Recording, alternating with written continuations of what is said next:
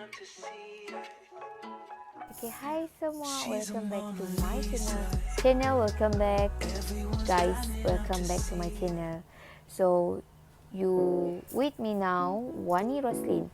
So, today I lebih fokus pada tajuk subjek saya, iaitu gerontologi. 5 fakta yang kamu perlu tahu jatuh dalam kalangan warga emas. So, tengok sampai habis, stay tuned and don't forget to subscribe.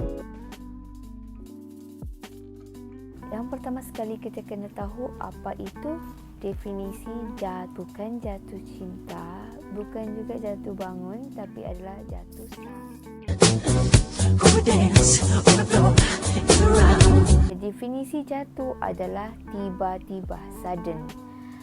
Badan kita secara tidak sedar jatuh dan dari paras bawah kepada yang lebih bawah. Definisi warga emas pula menurut Azida pada tahun 2012 menyatakan warga emas didefinisikan sebagai orang yang berumur 60 tahun ke atas. Jatuh adalah punca utama menyebabkan masalah kesihatan, ketidakupayaan dan kematian dalam kalangan warga emas.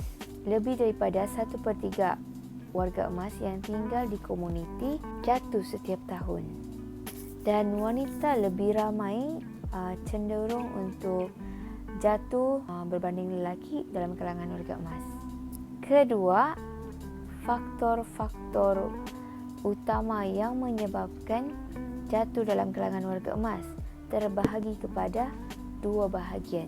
Yang pertama adalah faktor luaran dan yang kedua adalah faktor dalaman. Faktor luaran adalah seperti halangan pada laluan, contohnya wayar yang menyangkut, kapet yang terlipat, pencahayaan yang malap, seterusnya laluan bertangga, penggunaan alat bantuan yang tidak sesuai dan permukaan yang licin juga antara faktor luaran. Seterusnya, faktor dalaman adalah seperti masalah penglihatan seperti kabur atau rabun, kurang keseimbangan badan, kelemahan otot iaitu sarkopenia. Masalah lain adalah seperti kesan sampingan ubat.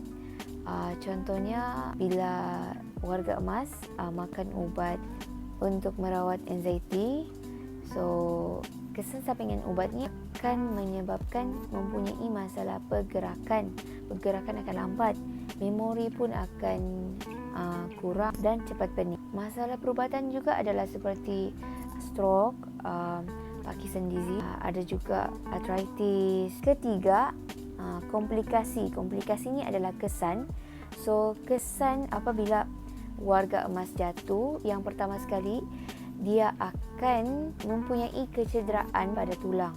Ini sangat bahaya. Dan bila sudah kecederaan, dia akan kemasukan ke dalam hospital.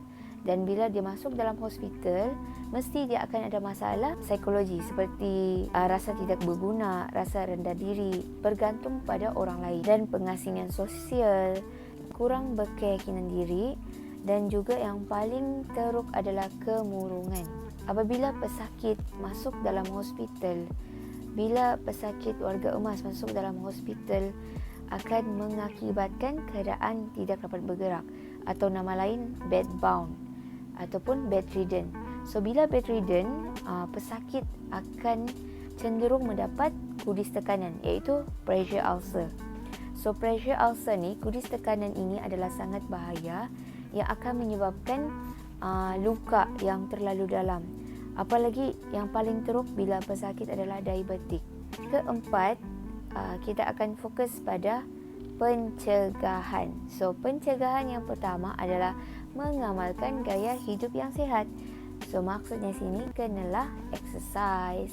Sekarang ni stigma masyarakat pada warga emas, diorang lebih suka untuk warga emas itu sendiri duduk. Maksudnya kalau dia mau buat kerja pun, terutama anaknya mesti akan cakap, tak payah buat kerja, duduk saja, biar saya yang buat. Jadi warga emas cenderung untuk tidak melakukan sebarang aktiviti yang active lifestyle.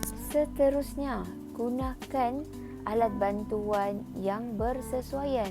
Orang awam juga perlulah wujudkan persekitaran mesra warga emas.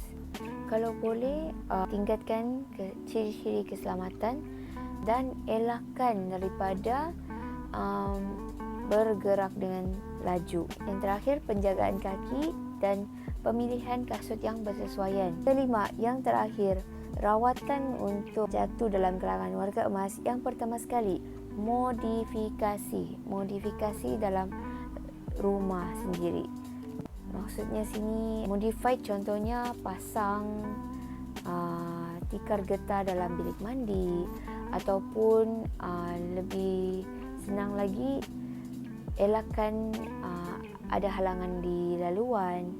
Okay, Tai Chi exercise adalah yang paling one of effective intervention untuk warga emas yang berisiko jatuh. So, kenalah buat exercise Tai Chi. Seterusnya yang terakhir, pendekatan pelbagai bidang, iaitu pemulihan cara kerja, iaitu occupational therapy ataupun fisioterapi. So, itu sahaja dari saya. Terima kasih, bye.